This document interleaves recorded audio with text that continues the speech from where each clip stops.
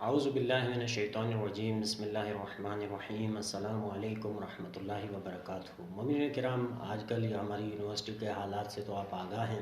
وہاں پر اکثر یونیورسٹیوں کے اندر نوجوانوں کے اذہان کو دین کے معاملے میں خراب کیا جا رہا ہے، اور بہت سارے سوالات قرآن کے بارے میں شبہات اور دین کے بارے میں شبہات، خدا کے بارے میں سوالات کیے جاتے ہیں۔ اور اس کی وجہ یہ ہے کہ یونیورسٹی کے اندر جو ماحول ہوتا ہے، کیونکہ میرا بیک گراؤنڈ بھی یونیورسٹی کا ہے، تو وہاں پر اکثر جو اساتذہ ہوتے ہیں وہ دین مخالف ہوتے ہیں یا پھر لبرلز ہوتے ہیں، تو اس وجہ سے سوالات پیدا ہوتے ہیں اور نوجوان ان سوالات کی تلاش میں سرگردان رہتا ہے۔ تو میں نے ایک سلسلہ شروع کیا ہمارے دوستوں کے لیے کہ میں جتنا میرا علم ہے، حالانکہ میں علم کل نہیں ہوں، میں کوئی بڑا عالم دین نہیں ہوں، لیکن کوشش کروں کہ قرآن پر جو اٹھنے والے سوالات ہیں ان کے جوابات دوں۔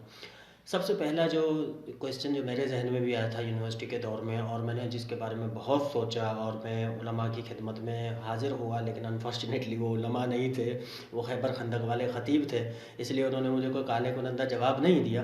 بہرحال اللہ کے فضل و کرم سے پھر میں نے کوشش کی، اور جب علماء تک رسائی ممکن ہوئی تو انہوں نے جواب دیا۔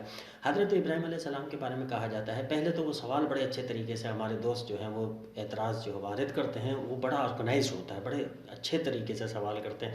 کہتے ہیں کہ جناب علی، کیا آپ یہ نہیں کہتے کہ تقدسات، کسی بھی مذہب کے مقدسات کو پامال کرنا ایک جرم ہے اور ایک غیر اخلاقی حرکت ہے؟ ہم کہتے ہیں بالکل۔ تو کہا کہ پھر حضرت ابراہیم علیہ السلام نے جو کام کیا اور بت خانے کو، اپنی قوم کے بت خانے کو تنہا پا کر اس پر حملہ کر دیا اور وہاں پر جا کر توڑ پھوڑ کی، تو اس کو آپ کیسے جسٹیفائی کریں گے؟ یہ تو بالکل ہی ایک آپ کی بات سے متضاد بات ہے۔ ایک نبی کا عمل جو ہے آپ اس کا انکار کر رہے ہیں۔ تو حضرت اس کے جواب کے لیے آپ کو میں تھوڑا سا صرف یہ عرض کروں گا کہ حضرت ابراہیم علیہ السلام کے جو طریقہ تبلیغ ہے اس پر آپ تھوڑا سا غور کریں تو آپ کو اس میں اندر جواب مل جائے گا۔ پہلے اسٹیپ میں حضرت ابراہیم علیہ السلام کیا کرتے ہیں؟ وربل کمیونیکیشن کے ذریعے وربل آرگومنٹ کرتے ہیں، ٹھیک، حتیٰ کہ اپنے چچا سے جو کہ بت بناتا تھا تار، اس کے ساتھ بھی، آزر کے ساتھ بھی، اصل میں ان کے والد صاحب کا نام تو تارخ تھا، لیکن آزر جو تھا وہ بت پرست تھا، اس سے اپنے چچا سے جو ہے آرگومنٹ جو ہے، یعنی منطقی طریقے سے ان کو قائل کرنے کی کوشش کرتے ہیں، اپنی قوم کو بھی قائل کرنے کی کوشش کرتے ہیں، لیکن فرسٹ فیز جو ہے وہ ناکام جاتا ہے۔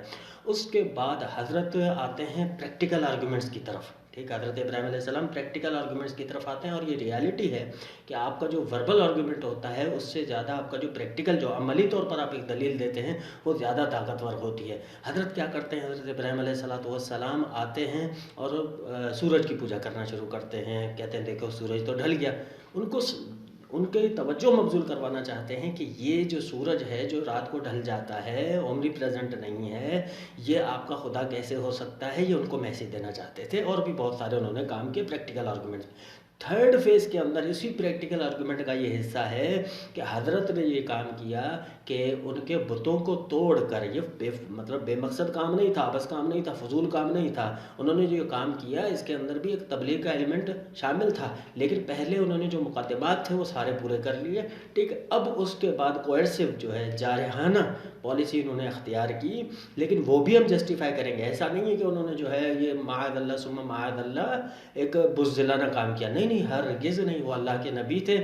اور یہ جاتے ہیں اور وہاں پر دیکھتے ہیں کہ بت خانہ جو پڑا ہوا تھا وہاں پر سارے بتوں کو توڑا، اور جو کہ آپ مشہور ہے، آپ کو پتہ ہے کہ بڑے بت پر جو ہے جا کر کلاڑی رکھتی کہ اس نے یہ کام کیا ہوگا، ان کو ثابت کروانے کے لیے، ان کو دلیل دینے کے لیے کہ جناب علی یہ بت اپنی حفاظت نہیں کر سکتے۔ سوال لیکن یہ پیدا ہوتا ہے کہ کیا یہ بات تو ابھی کلیئر نہیں ہوئی نا، یہ تو دلیل نہیں ہوئی کہ یہ مناسب طریقہ تبلیغ تھا، ٹھیک۔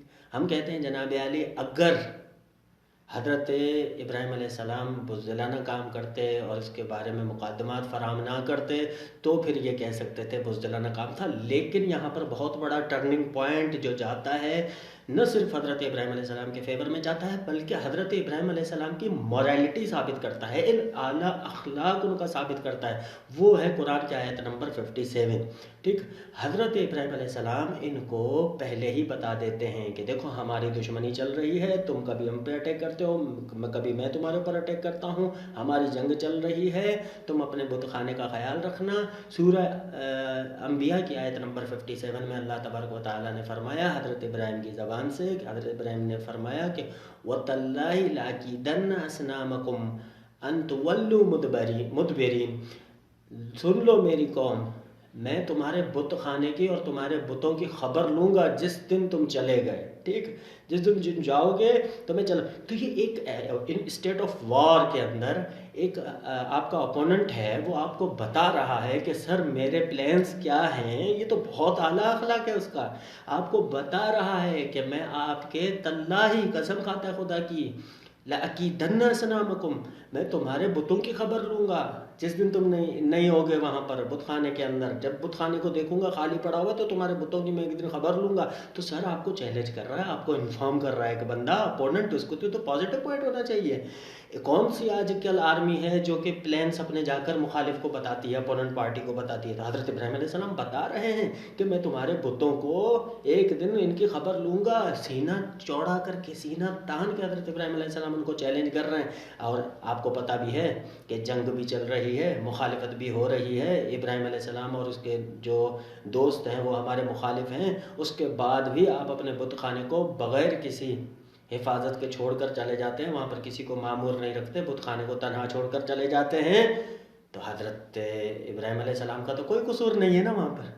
حضرت ابراہیم علیہ السلام کو جو ان کا جو اقدام ہے اس کو قرآن کی آیت نمبر 57 جسٹیفائی کر رہی ہے. کیوں؟ کیونکہ انہوں نے چیلنج کر کے گئے ہیں، وہ ٹھیک ہے، وہ بتا کے گئے ہیں. اگر بتا کے نہیں جاتے، اچانک سے جا کر حملہ کرتے تو کہتے تو بزدلانہ حملہ تھا. لیکن نہیں، حضرت ابراہیم علیہ السلام جانتے تھے، حضرت ابراہیم علیہ السلام کو پتہ تھا کہ وہ ایک نبی ہیں، اور نبی کو یہ شبہ نہیں دیتا، نبی کے لیے یہ مناسب نہیں ہے کہ بغیر بتائے جا کر کسی کی مقدسات کی توہین کرے. تو سر یہ پورا پری پلان تھا اور باقاعدہ انہوں نے بتا کر یہ سب کچھ کیا تھا. اگر بتانے کے باوجود بھی انہوں نے، مشرکوں نے، اپنے بت خانے کی حفاظت نہیں کی تو قصور کس کا بنتا ہے؟ آپ تھوڑا سا اگر اپنا ذہن استعمال کریں گے تو جواب آپ کے سامنے ہوگا کہ قصوروار حضرت ابراہیم علیہ السلام نہیں تھے، بلکہ قصوروار وہ بت پرست تھے جنہوں نے لیگزٹی دکھائی، جنہوں نے سستی دکھائی اپنے بت خانے کی، جو کہ سب سے اہم ان کا مقام ہے، سب سے اہم عبادت خانہ ہے، اس کی حفاظت کرنے میں. تو یہ ان کے کیس گلے میں جاتا ہے. حضرت ابراہیم علیہ السلام کی تو at the end of the day positive point ہے ان کے لیے، کیونکہ جنگ کے اندر کہیں بھی کوئی اپوننٹ اپنے مخالفین کو یہ نہیں بتاتا کہ میرے پلانس کیا ہیں، لیکن حضرت ابراہیم علیہ السلام نے یہ کیا تو حضرت ابراہیم علیہ السلام کی مورالٹی ثابت ہوتی ہے. تو خلاصہ یہ ہے کہ حضرت ابراہیم علیہ السلام پہلے وربل آرگومنٹ کی طرف جاتے ہیں، الفاظ کے ساتھ ان کو تبلیغ کرتے ہیں، لیکن وہ نہیں مانتے، دشمنی کرتے ہیں. اس کے بعد حضرت پریکٹیکل آرگومنٹ، عملی استدلال کی طرف آتے ہیں، اور عملی استدلال کے اندر بھی کوئی غیر مناسب یا بزدلانہ کام نہیں کرتے، بلکہ جو بھی اقدامات کرتے ہیں وہ ایک نبی کے شایان شان ہیں، نہ کہ نبی کے شان کے خلاف ہے. وعلیکم السلام ورحمۃ اللہ وبرکاتہ.